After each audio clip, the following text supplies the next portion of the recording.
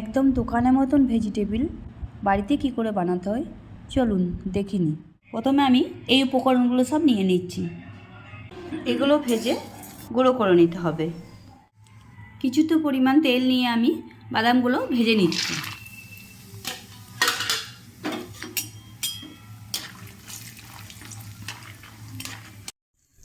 বাদামগুলো আমি ভেজে তুলে নিচ্ছি। এই তেলেই আমি নারকেলগুলো কিছুটা ভেজে তুলে নেব।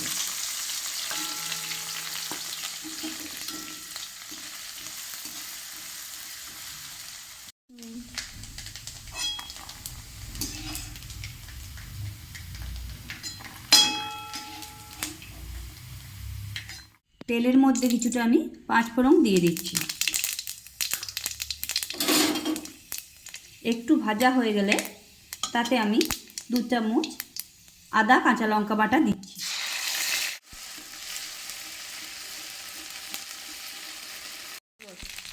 আদাটা কিছুটা ভাজার পর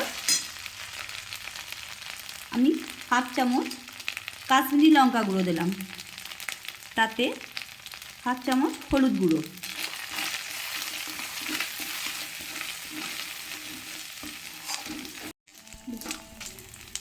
মশলা থেকে কাঁচা গন্ধ যাওয়ার পর গ্রেট করে রাখা 2টো বিট আমি দিয়ে দিচ্ছি।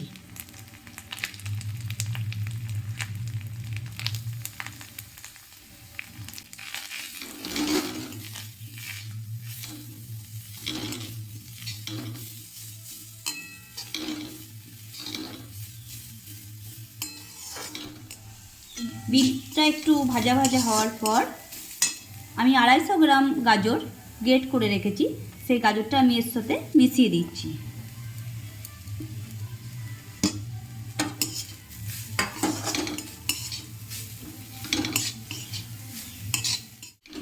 এগুলো কিছুক্ষণ ভাজার পর আমি তাতে 2 চামচ নুন দিচ্ছি। কিছুক্ষণ ভাজার পর এটাতে আমি জল দিচ্ছি, জল দিয়ে সেদ্ধ করে নেব। এটা সেদ্ধ হয়ে গেলে তাতে সেদ্ধ করা আলু দিয়ে দিতে হবে।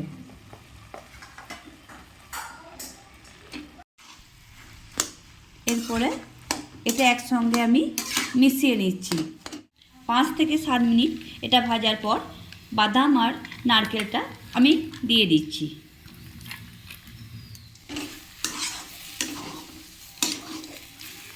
পরিমাণ মতন চিনি আমি এতে দিয়ে দিচ্ছি।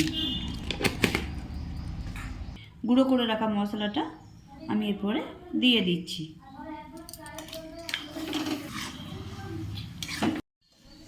এরপরে এটা আমি ভালো করে নাড়াচাড়া করে নেব। এটা বন্ধ করে কেটে রাখা ধনেপাতাগুলো আমি দিয়ে দিচ্ছি। এরপর আলুর পুরটাকে ভেজিটেবিলের মতন শেপ দিতে হবে। তারপর একটা বাটির মধ্যে 2 চামচ কর্নফ্লাওয়ার ও একটু জল দিয়ে ভালো করে ফেটিয়ে নিতে হবে। কড়াইয়ের মধ্যে পরিমাণ মতন সাদা তেল দিয়ে ভেজিটেবিলটা এর মধ্যে চুবিয়ে বিস্কুট গুঁড়োয় মিশিয়ে তেলে ছাড়তে হবে। তাহলেই রেডি আমাদের ভেজিটেবিল।